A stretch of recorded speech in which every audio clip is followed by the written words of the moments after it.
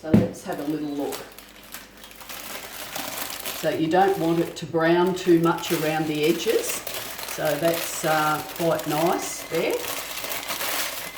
Look, we've got some rice in our pastry. We'll have to get that out. There's our timer. Just a minute or so late.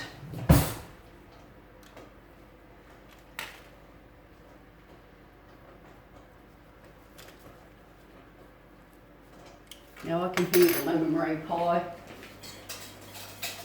So that's nice and thick now. So we'll take it off the heat completely and just let it sit there until we